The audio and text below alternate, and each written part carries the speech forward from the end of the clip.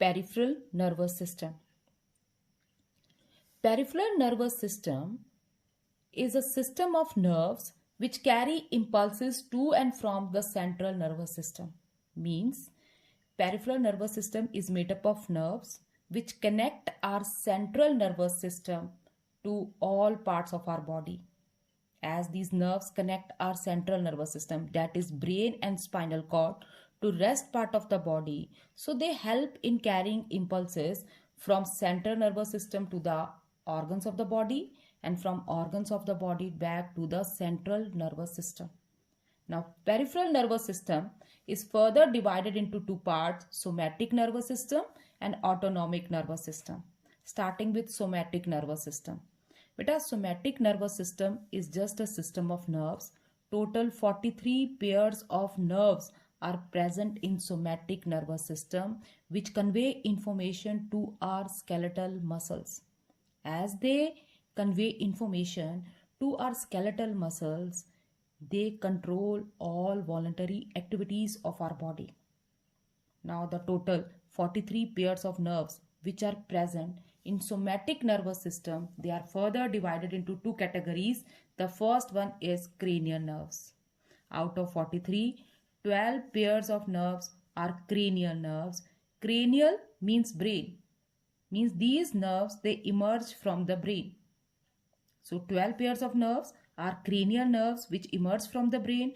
Further, they are divided into three categories: sensory nerves, from sense organs to central nervous system, like olfactory nerve from nose to central nervous system, optic nerve from eye to nervous system, and then auditory nerve from ears to central nervous system. Next, motor nerves from central nervous system to effector organs, like one going to the eye muscles. In the same way, the nerves which are going from central nervous system to effector organs of our body, they are the motor nerves, part of the cranial nerves. Now next is mixed nerve. One of the mixed cranial nerve is going and coming from the face and the tongue. So this is all about the cranial nerves. Now the next category of the nerves present in our somatic nervous system are spinal nerves. Now the spinal nerves, they, as spinal means something related to spinal cord. So spinal nerves, they emerge from the spinal cord. 31 pairs of the nerves of somatic nervous system are spinal nerves. Now they are further divided into 5 parts according to the region where they are located. Out of these 31 pairs of nerves, 8 pairs are present in the neck region. 12 pairs, they are present in the thorax. 5 pairs are present in the lumbar region. 5 in sacral region and 1 in coccygeal region. So altogether there are 31 pairs of nerves. All these nerves are the mixed nerves. Means they contain nerve fibers of spine of sensory as well as motor neurons. Now the structure of a typical spinal nerve. A typical spinal nerve originates from the spinal cord, and it originates from spinal cord by the means of two roots. The first is dorsal root and the another is ventral root. Dorsal root also has one ganglion present on it, that is called as dorsal root ganglion. Again, this diagram is very important from examination point of view.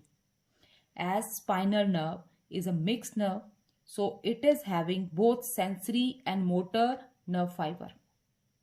So at the junction where this dorsal root and ventral root meet, at this junction, the sensory and motor fibers, they separate out. Sensory fiber, that is the nerve fiber of sensory neuron, runs through dorsal root, and nerve fiber of motor neuron run through ventral root, and they both enter gray matter, that is the inner matter of the spinal cord.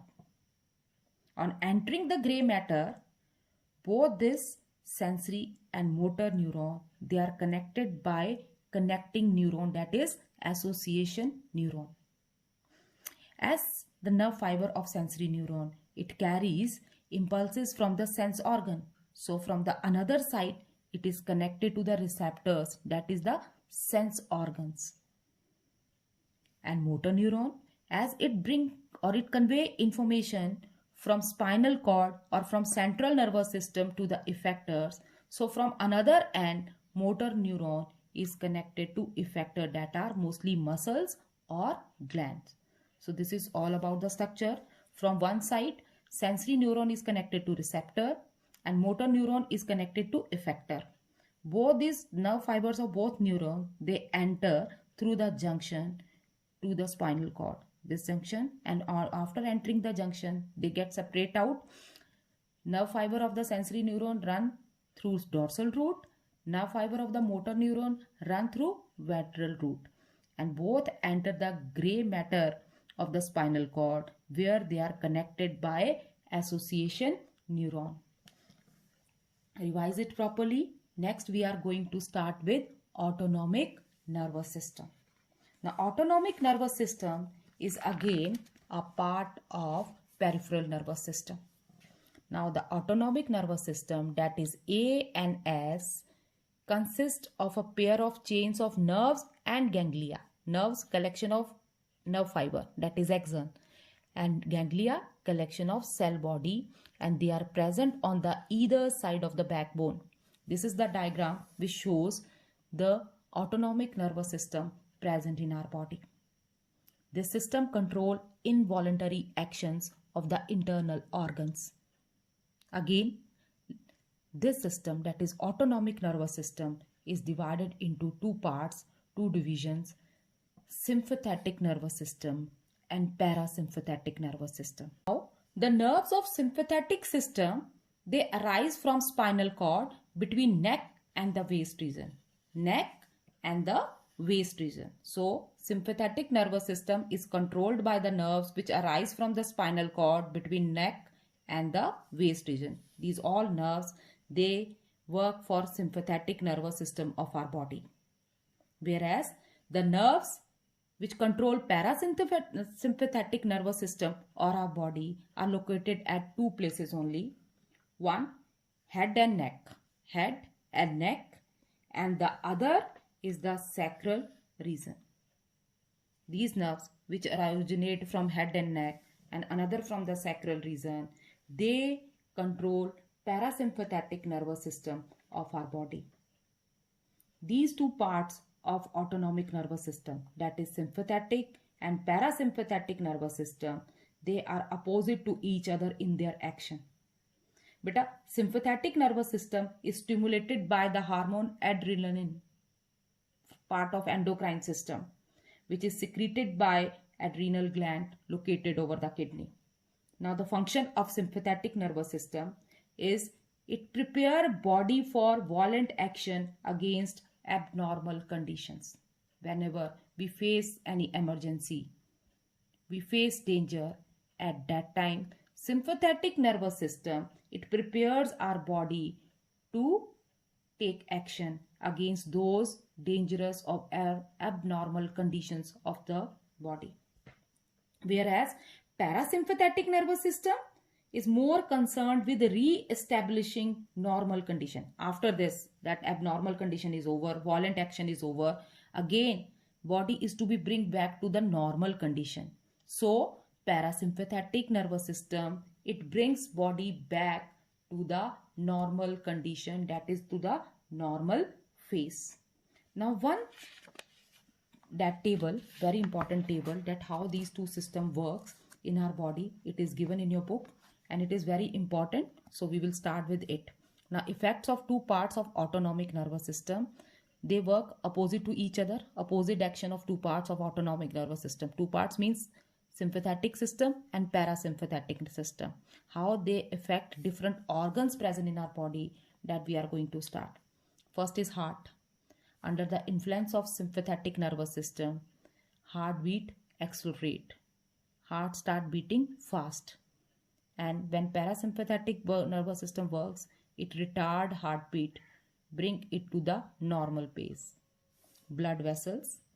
Sympathetic nervous system constrict all blood vessels except coronary vessels which are dilated, because our heart is pumping more blood, so the coronary blood vessels, they get dilated to supply more blood to the heart. Rest of the blood vessels are constricted under the influence of sympathetic nervous system. Whereas when parasympathetic nervous system work, it dilate all the blood vessels except coronary arteries, which are constricted now. Opposite of this. Now next organ, lungs. We need more oxygen because heart is pumping more blood. More energy is required to cope up with the abnormal condition. So for that, more oxygen is required. So under the influence of sympathetic nervous system, bronchi and bronchioles are dilated. And when to bring it back to the normal, parasympathetic nervous system constrict bronchi and bronchioles. Next is intestines. Sympathetic nervous system decrease peristaltic movement and parasympathetic nervous system increases. Urinary bladder, sphincter contraction, circular muscles, they contract and the muscles relaxed. And under the influence of parasympathetic nervous system, opposite will happen. Sphincter muscles relax and muscles contract and you feel to urinate. Pupil of the eye, more dilation. Sympathetic nervous system dilate pupil of our eye and parasympathetic nervous system, it constrict the size of the pupil of our eye. Salivary glands. Sympathetic nervous system inhibits secretion of saliva, which causes dryness of our mouth. We feel dry, like we feel just like drinking water. So it inhibits the secretion of saliva. And parasympathetic nervous system stimulate the secretion of saliva. Lacrimal glands, that are the tear glands present in our eye. It stimulates their secretion. It inhibits their secretion. Erector muscles, erector pili, that are the muscles of the skin, which help in holding the hairs present in our skin. Stimulate contraction, due to which piloerection occur, that is hair raised. And parasympathetic nervous system relax, hair get flattened. Now together the sympathetic nervous system act on body as a whole. It prepare our body for action to cope up with abnormal condition. So this is the main function. Sympathetic nervous system, it prepare our body for action to cope up with abnormal conditions. And parasympathetic nervous system, it prepare our body for relaxation, means it bring back the normal, it re-establish our body organs to the normal condition after the violent action is over. So it prepare the body for action and it prepare the body for relaxation. Now after that, the components of the nervous system, whatever we have read till yet, in the form of flow chart, it is very simple way to learn the things. Nervous system is divided into two parts, central nervous system and peripheral nervous system. Central nervous system is made up of brain and spinal cord. Further, brain is divided into cerebrum, cerebellum and medulla oblongata. Cerebrum, which control conscious and unconscious mind, intelligence, memory, reason out. These are the function of cerebrum. Cerebellum, it maintain our body balance. And medulla oblongata, it controls involuntary actions of our body. Spinal cord, it also controls reflex actions, convey impulses to different parts of the body. The peripheral nervous system connects central nervous system to rest part of our body.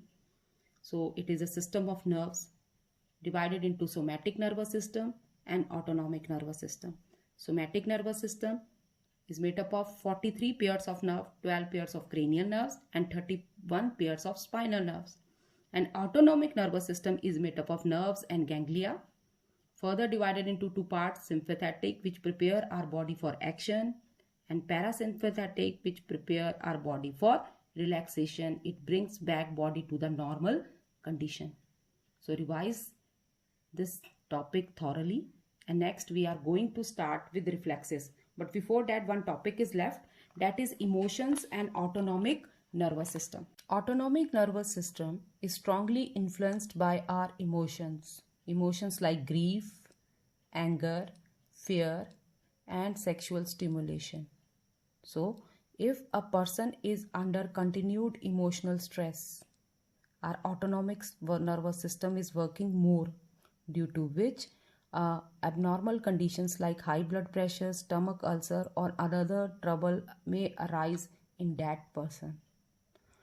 After this, we are going to start with reflexes, involuntary actions.